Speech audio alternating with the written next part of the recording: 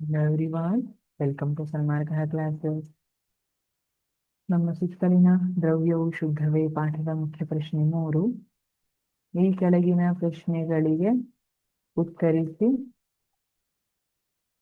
16ನೇ ಪ್ರಶ್ನೆ ಸಂಖ್ಯೆ, ಮಿಶ್ರಲೋಹಗಳು ಎಂದರೇನು? ಉದಾಹರಣೆಗಳನ್ನು ಕೊಡಿ ಅಂತ ಕೇಳಿದ್ದಾರೆ. ಮಿಶ್ರಲೋಹಗಳು ಎಂದರೇನು?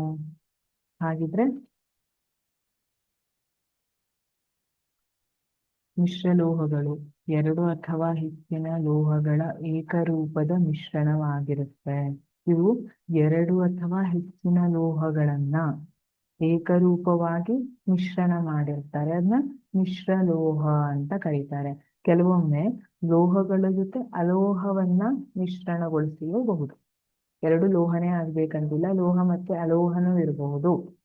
ಹಾಗಾಗಿ ಮಿಶ್ರಲೋಹಗಳು ಎರಡು ಅಥವಾ ಹೆಚ್ಚಿನ ಲೋಹಗಳ ಏಕರೂಪದ ಮಿಶ್ರಣವಾಗಿದೆ. ಉದಾಹರಣೆಗಳನ್ನ ಕೊಡಿ ಅಂತ ಹೇಳಿದ್ದಾರೆ. ಡೈಲಿ ಮನೇಲಿ ನೋಡ್ತೀರಿ ಪಾತ್ರೆಗಳು ಅಲ್ವಾ, ಯಾವ್ದ್ರಿಂದ ಮಾಡಿರುತ್ತೆ?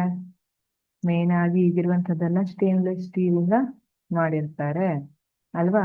ಹಾಗಿದ್ರೆ ಅದಿರಬಹುದು, ಅಥವಾ ಅಗೇನ್ ಗೋಲ್ಡನ್ ಜ್ಯುವೆಲರೀಸ್ ಇರಬಹುದು.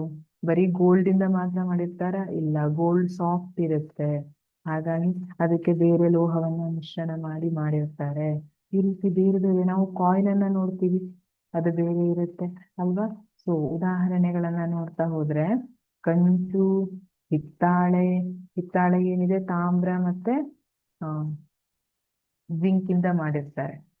ಕಂಚು ಅಂದ್ರೆ ಇದು ಕೂಡ ಕಾಪರ್ ಮತ್ತೆ ಟಿನ್ ಇಂದ ಮಾಡಿರುವಂತದ್ದು ಕಂಚು. ಸ್ಟೇನ್ಲೆಸ್ ಸ್ಟೀಲ್ ಅಂತ ಗೊತ್ತಿದೆ ನಿಮ್ಗೆ, ಕಬ್ಬಿಣ, ಕ್ರೋಮಿಯಂ, ನಿಕೆಲ್, ಕಾರ್ಬನ್ ಸಂಯೋಜನೆಯಾಗಿರುತ್ತೆ. ಬೆಸುಗೆ ಲೋಹ ಅಂತ ಹೇಳ್ತೀವಿ. ಗನ್ ಮೆಟಲ್, ಜರ್ಮನ್ ಬೆಳ್ಳಿ, ಇವೆಲ್ಲ ಉದಾಹರಣೆಗಳಾಗಿದೆ. Thank you.